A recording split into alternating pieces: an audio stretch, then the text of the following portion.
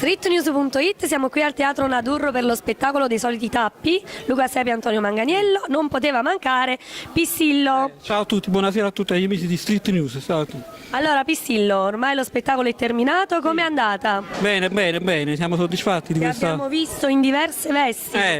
Anche di cantante, quindi Sì. cantato anche, quindi...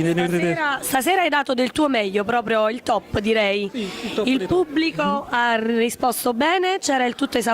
Sì, meno male, fortuna, grande sold out, tutto il teatro, meno male, bella gente, bella serata, quindi si sono divertiti tutti. Bene, noi non possiamo terminare l'intervista senza il balletto. Sei pronto? Benissimo, perfetto. Allora Ciao a facciamo tutti. un saluto a tutti i lettori di Street News. Ciao Street News, ciao. Ciao. Ecco,